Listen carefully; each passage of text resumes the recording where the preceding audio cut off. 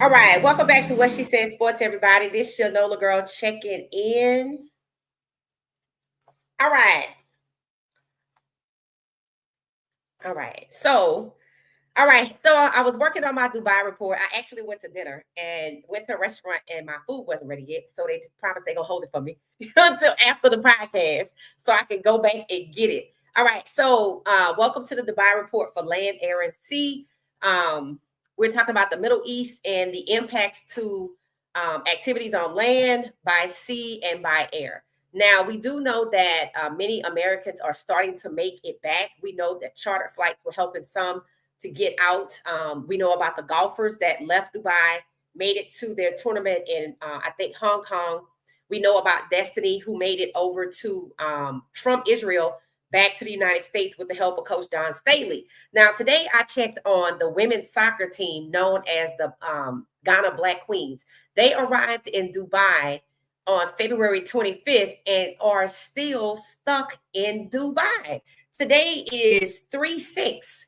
So, man, that's over.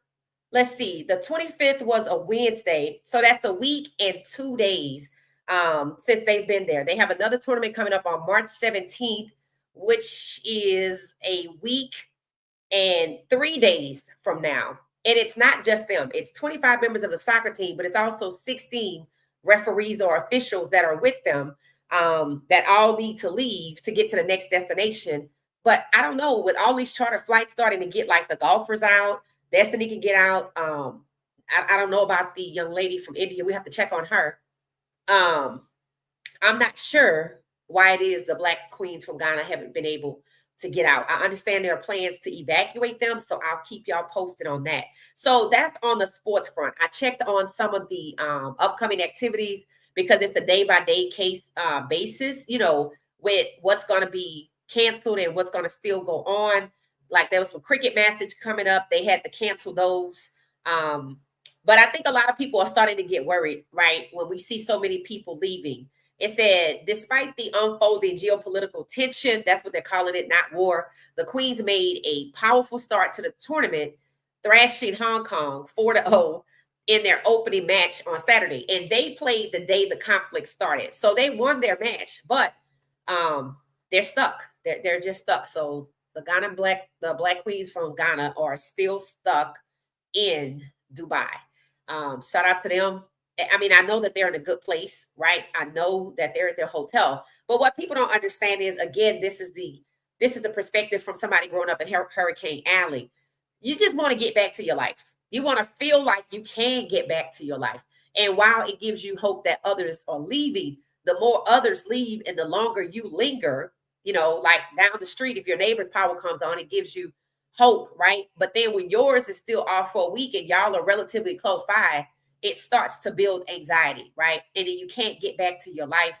You can't just get up and do the things that you love to do. You're stuck in this particular environment. And while you're not outside in the cold or the heat or whatever, you're still not home. And it does make a big difference in the uncertainty, the mounting uncertainty as to when you'll get home is what starts to eat at you, right?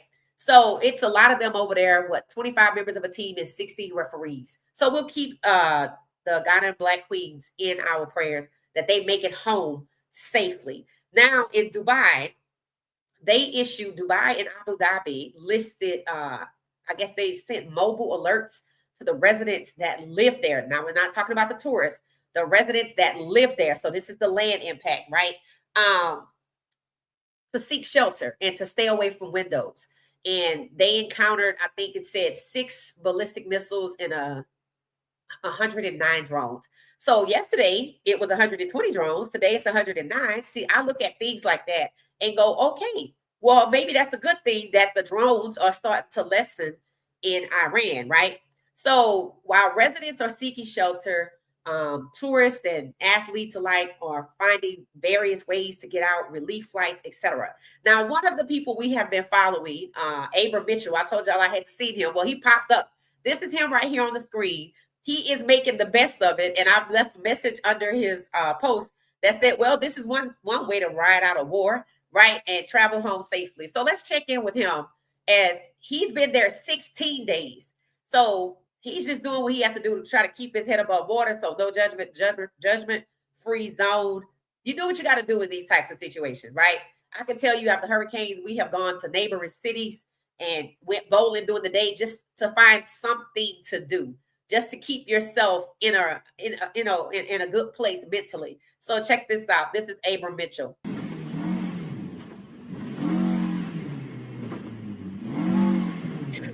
He's on one of those boats, those car boats.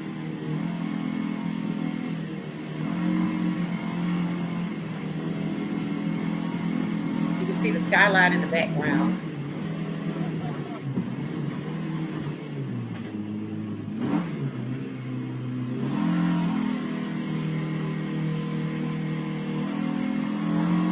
It's that Ferris wheel.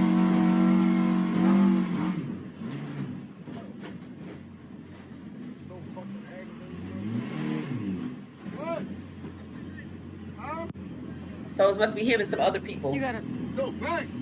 It's day 16, stuck in Dubai. The flight's still grounded. I said, give me the fastest water car y'all got. I got a pink Rari, 488, F8, whatever you all call it. America, we coming home, about to cross the border. Let's go. All right, so not a bad way to ride out a war, conflict, regional conflict, however they want to look at it. Shout out to Abram Mitchell. Y'all go to his channel and show him some love.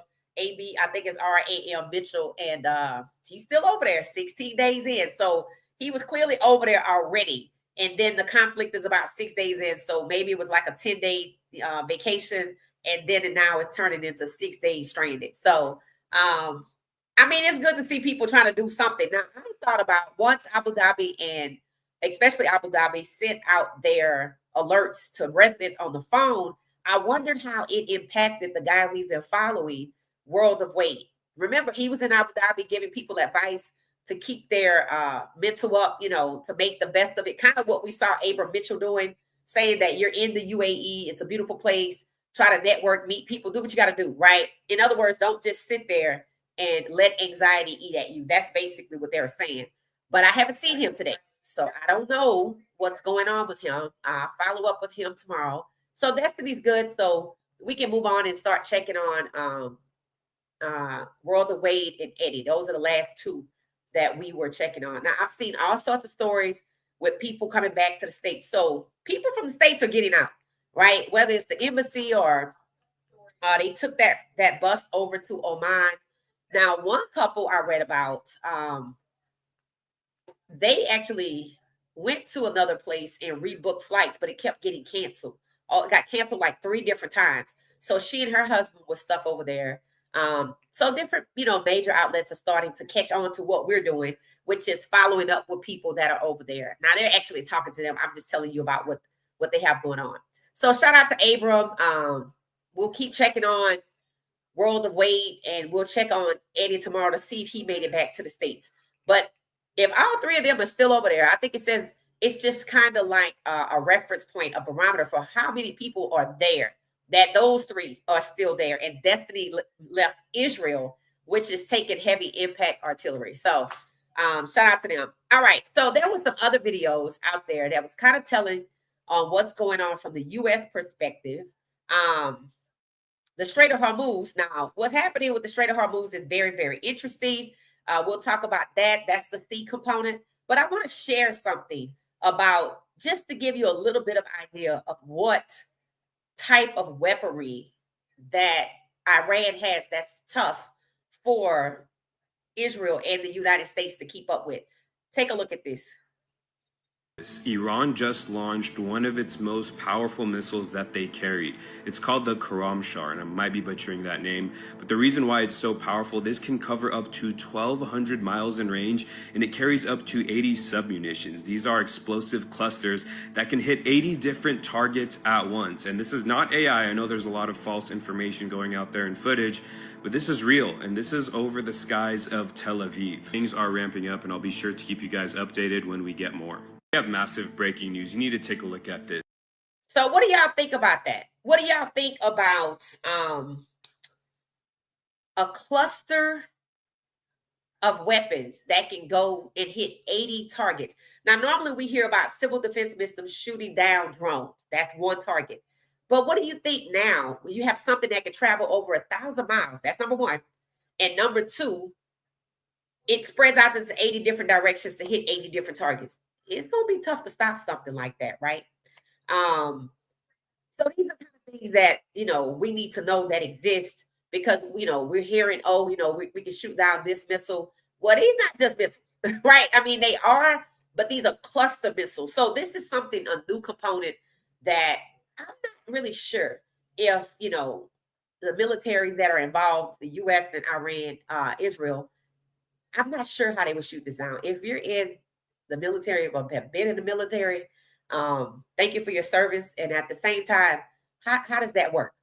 How do you defeat something that has 80 targets that it can hit at one time? Let me know, especially that can travel over 1,000 miles. And I was wondering, 1,000 miles from Iran, I wonder what that looks like. So I have to look into that for next time.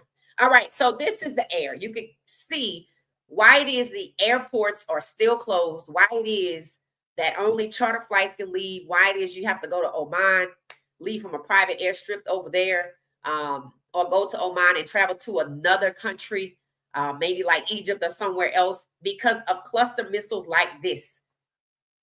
Can you imagine being on an airplane and seeing something like this? So again, our hearts go out to the residents in Abu Dhabi, Dubai, the UAE, all these places that are affected, because once tourists leaves, the residents will still be there. So my heart goes out to them, and I don't ever want to see anything like this. I don't ever want to look out the window in the Atlanta sky and see anything like this.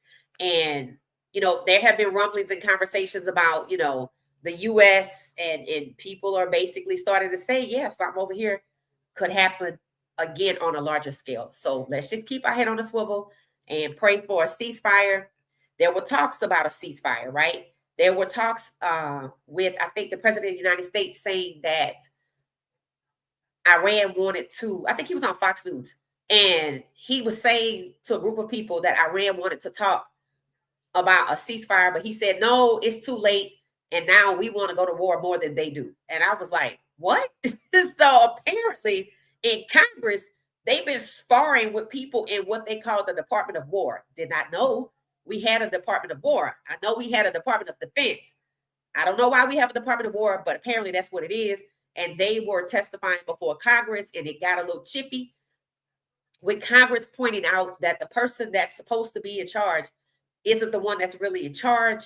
So the U.S. has on its side a bit of misalignment because Congress did not approve this escalation, and there seems to be no one who can say who did. And that's very problematic. So I'm wondering, how long is this going to go on before somebody just says, all right, enough? So they were pointing out that who started this, putting millions of lives in danger, and the guy was just reading from a paper and he wouldn't answer the question, kind of dodging it, and he never said a name, and he said it, he made it clear, it's not me. I'm not that person, but he never said who made the decision to go to war with Israel against Iran. That's on the U.S. side of things. And that's kind of disturbing because it means we might not have a direction. What is the goal? And I remember Congress coming out of their initial meeting when they talked about what was going on, and they were like, I'm more scared now than before because we don't understand the mission, the objective, the agenda, how long, what are we trying to get out of this, right? So that's what's going on the U.S. side, trying to figure out whose idea this was to go to war with Israel against Iran and put millions of lives in place, and what is it for? I don't think these are questions we should be asking right now, but these are the questions that are being asked right now. So that's the U.S. side. We've discussed the air side. You can see why the airports are closed because of these cluster attacks, and you see people trying to keep their spirits up, such as Abram Mitchell. Let's talk about the Strait of Hormuz. We talked about the cruise ship starting to evacuate people and put them on flights to get them home. MSC is going to give them their money back. Excellent. I don't know how many of them have gone home. If I find a story about somebody from MSC Cruise, I'll definitely bring it to you. But they're not stuck on a ship anymore. They're slowly starting to get them off the ships and get them onto flights.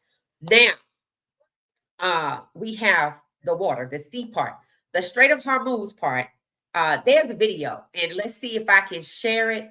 It is a video of a man telling us that the Strait of Hormuz is basically closed. It is still controlled by Iran. And he also told us that they're letting Chinese ships through. And I was like, oh. So basically, I guess I can just tell you. So basically, what's happening is in the Strait of Hormuz, I was just hoping I could find it. In the Strait of Hormuz, Iran still controlled it. Remember, we said we wanted to see by the end of the week who controls the Strait of Hormuz. Iran. We wanted to see who was allowed to go through, if anybody. China. Remember, China gave and sent 16 cargo planes full of weaponry to help Iran. And it seems in turn, China is allowed to still keep operating and getting oil from Iran. Now, you see that partnership there? And then there's the Ukraine. Remember, we talked about the Ukraine yesterday. The U.S. supposedly calling on the Ukraine and for weapons to fight these cluster missiles and drones that we politically are not prepared for that. And what? The Ukraine said, you're going to have to fight Russia first. Now, I have pointed out that I don't think we want to do that.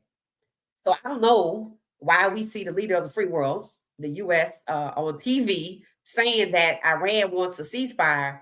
And then I think the new spokesperson for Iran was on a U.S., it appeared to be a U.S. media station or some station that's feeding to the U.S. saying we didn't talk to them about a ceasefire. I'm like, oh, posturing. Lord have mercy, it's going to cost us all.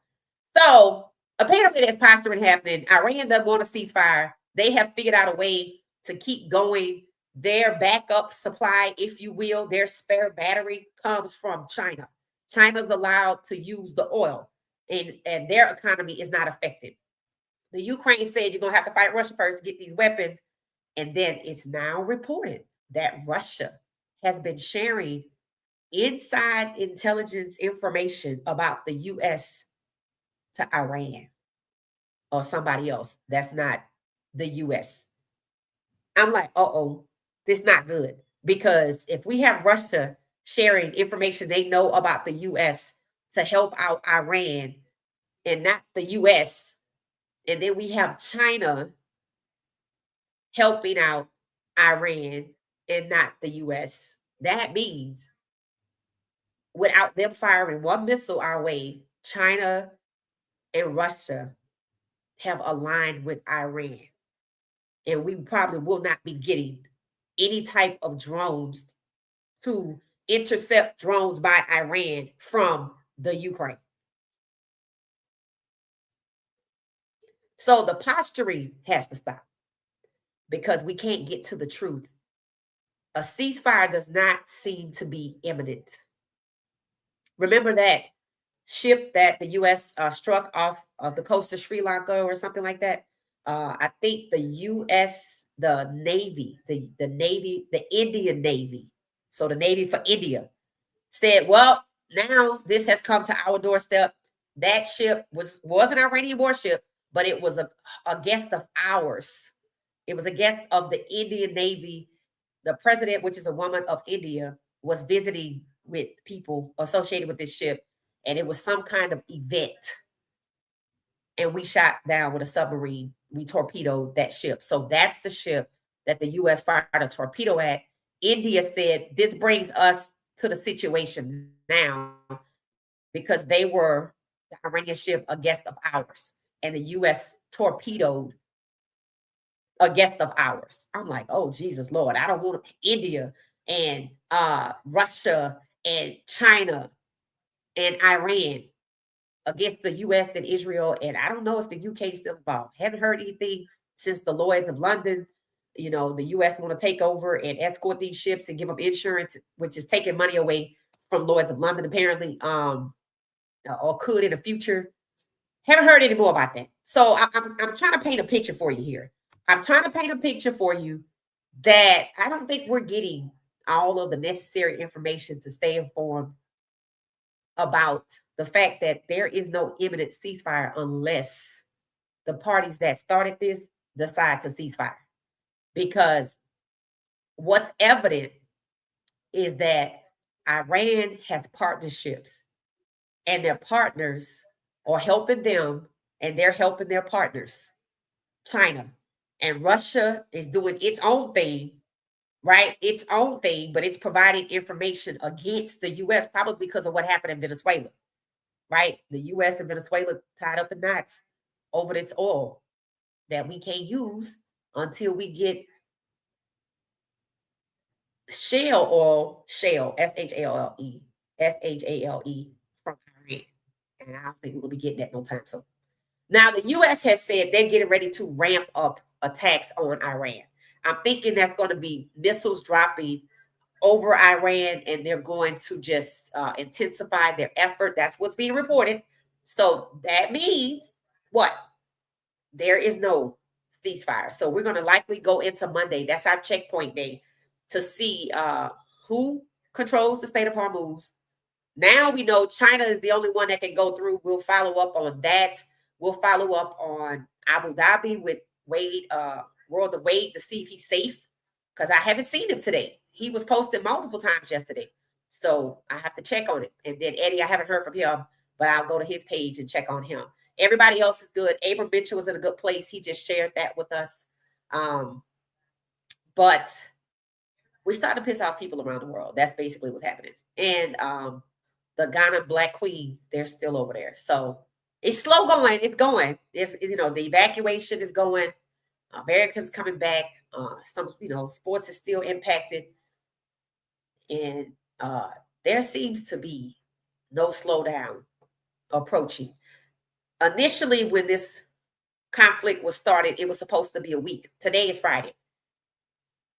So I would think by Monday at the latest, we should not be hearing about this anymore. But from what I can see, a lot of posturing happening, and we'll be at this on Monday. So that's what it is, right? The air is still blocked by cluster missiles. Land, seek shelter in Dubai, Abu Dhabi, and sea. Strait of Hormuz still controlled by Iran, and only China can go through. That's all of that speaks volumes. All of that speaks volumes. So I'm hopping over to the comments because yesterday I think Donald told us that some of the Middle East countries want to end their contracts with Trump, which is different because that means that they would end their alignment with Trump. But these are what I believe private contracts, not anything with the U.S. So we'll keep on tabs on that on Monday. But I did hear about it after Donald told us about it. So it is confirmed. Welcome, Ramont. How you doing? There's no peace like home. Facts. There's no place like home. Facts. Hey, Nikki, how you doing? It said the technology is incredible, but there is a missile that the U.S. have that can make the missile look like a candy bar. Please believe it. Well, I'm happy to hear that because I don't know, 1,000 miles in any direction from Iran is definitely not the U.S., but it's not a good sight. I mean, I do think we are stacked with weapons, but the fact that we need help from Ukraine to defeat these drones, I think that's the part that's troubling. I don't know how we attack these clusters unless we attack them before the clusters go in their different directions. But we will see, because it is reported that the U.S. attacks will intensify.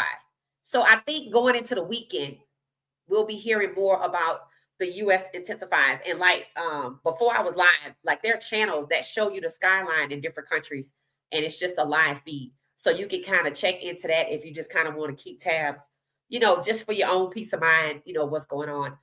I do like the fact that Dubai had less drone attacks, but then that might explain those 16 airplanes coming from China full of weaponry for Iran, because maybe they're running a little low. I mean, at some point they have to run out, right? Because I understand that they have immense numbers, but at the same time, it's not unlimited. So we're not going to kid ourselves. So I just hope the U.S. finds peace first, and we can figure out what the hell we're really doing, so we can either bring this to an end. Don't let egos get in the way, because lives will be lost, right? Because on the U.S. side, it's very confusing because we don't know why this is happening. So quickly, hopefully, we'll figure it out. Remember the rules of engagement. Yes, definitely. Remember that. Like, are they following any rules though? Like, are they really following any rules right now? I'm not really sure because the first thing people said that was struck was a school, right? So I don't think that's involved, and it just kind of seems that I need the U.S. side to be on the same page first, and we're not there. This is the guy from the Indian Navy. I'll share what he said so you can hear your own words. He's retired. And within days of her departing from Visakhapatnam, where she was our guest, it's been torpedoed and sunk by the US Navy. So it's an issue of great concern. And as I was saying, this has opened a new dimension to this senseless conflict. The Iran, Israel, US war has now come to our doorstep. This ship was a guest of the Indian Navy. We hosted it for the International Fleet Review in Visakhapatnam just a few days ago, where the President of India was present there. And she sailed for home. And within days of her departing from Visakhapatnam, where she was our guest, it's been torpedoed and sunk by the US Navy. So it's an issue of great concern. And as I was saying, this has opened a new dimension to this senseless conflict. So I think many people, not just abroad, are calling it senseless, right? All wars are considered to be senseless because lives are lost. But you can see this is a retired Indian Navy personnel, and he was explaining that the ship was the capacity was used in, and that this is somehow landed on their doorstep. So I don't know if India is just going to enlist aid because they're going to defend themselves if they feel like they need to, but I don't think they're under attack, right? But they do seem to be offended by the attack because the ship was a guest of theirs. It's things like that that just muddy the waters. That's my whole point. It's things like that that muddy the waters. And on this side, I don't think we're just told that we torpedoed an Iranian ship, and now we're getting clarity on what that really looks like, right? And as you can see, they're not happy about it. So I hope we don't need them because they're obviously not going to be, inclined to help us. Something else that happened today. Now, I told y'all about this before. I said that in the United States, in Congress chambers, there was a military person, a veteran, and I'm thinking he was no longer in the military. And I said I didn't want to show it because I didn't know, right? This is something that should be out there, but it's everywhere now. And it happened again.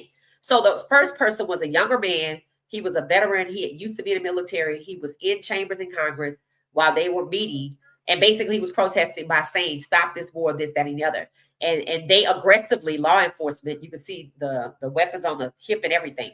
They were dragging him out, and I think they broke his arm. That's what was said. His arm was broken. So to see the U.S. law enforcement wrestle a U.S. Army veteran to the ground because he's like, stop this war. We shouldn't be in this war.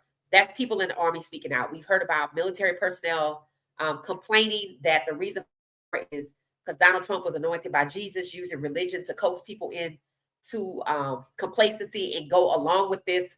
And military personnel are saying this is on behalf of Israel. So that's what's happening, right? We have former military personnel and current military personnel speaking out about this war being on behalf of Israel, and the U.S. shouldn't be involved with it, and they're being released from the current active duty, or they're being arrested if they go to Congress chambers and protest and say these things. It's disheartening to see that. And that's what I mean by we got to get the U.S. side together.